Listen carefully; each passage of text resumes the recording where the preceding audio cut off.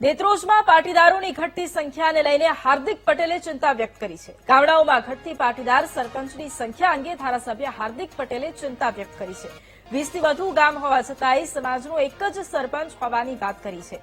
ગામડાઓમાં સંખ્યા ઓછી થતા રાજકીય પીઠબળ પણ ઘટ્યું હોવાનું કહ્યું। લોકોને શહેરોમાં રહીને પણ વોટ ગામડામાં આપવાની અપીલ કરી છે। ગામડાઓને મજબૂત બનાવવા સ્નેહમિલન જેવા કાર્યક્રમો યોજવા જોઈએ તેમ જણાવ્યું। પણ સામાજિક પરિબળની સાથે સાથે રાજકીય પરિબળમાં પણ ઘટાડો થયો અને એનું ઉદાહરણ એટલું છે કે આજે દેત્રોજ તાલુકાની અંદર 72 સમાજના આપણા 18 થી 20 થી 25 ગામ હોવા છતાં માત્ર એક સરપંચ છે અને એક સમયે એ જ દેત્રોજ ગામની અંદર 8-9 સરપંચો આપણા હતા અને સરપંચોની સાથે સાથે ભાઈ શંભુભાઈ જેવા લોકો જિલ્લા પંચાયત સભ્યો પણ બનતા એટલે ક્યાંક ને ક્યાંક ગામડાઓમાં આપણી સંખ્યા ઓછા થવાના કારણે આપણું રાજકીય પીઠબળ પણ ઓછું થયું છે અને આજના કાર્યક્રમમાં તમને બધાને એટલી વિનંતી કરું છું કે તમે અમદાવાદમાં રહો, કડીમાં 2, 5, 10 ફ્લેટ લો, તમે ખૂબ સુખી થાવ, પણ ગામડાની અંદર તમારું રાજકીય પીઠબળ મજબૂત રાખવા માટે તમારો મત ગામડે રહે એવું પણ ગંભીર ચિંતન આજના કાર્યક્રમની અંદર લક્ષ્મણદા આપ સૌ કરો વિષ્ણુભાઈ એવી મારી આપ સૌને ખાસ વિનંતી છે।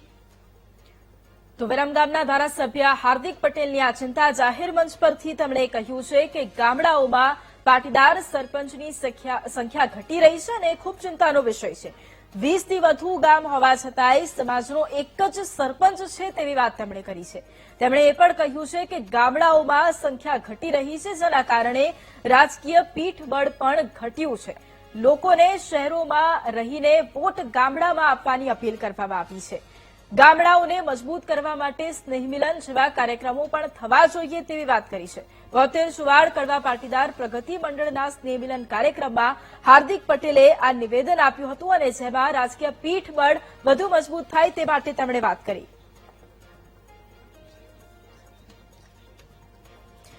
અને આજ મુદ્દે પાટીદાર નેતા વરુણભાઈ પટેલ આપણી સાથે જોડાયા છે। વરુણભાઈ, સ્વાગત છે આપનું વીટીવી ન્યૂઝમાં।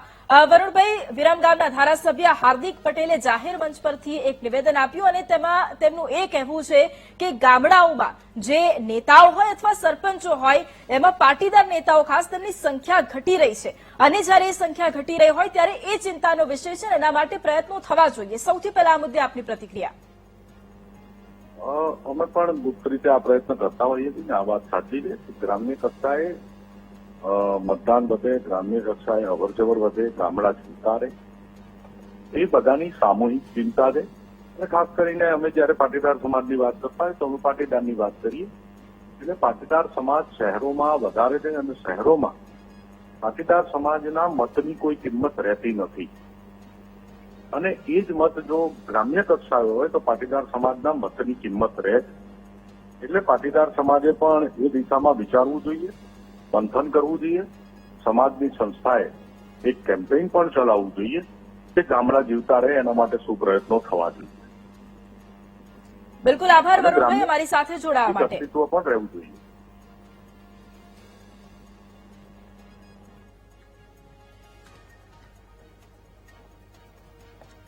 તો વિરમગામના ધારાસભ્ય હાર્દિક પટેલનું આ નિવેદન છે જાહેર મંચ પરથી। તેમનું આ નિવેદન છે કે જ્યાં સરપંચોની સંખ્યા ઘટી રહી છે તેને લઈને તેમણે ચિંતા વ્યક્ત કરી છે।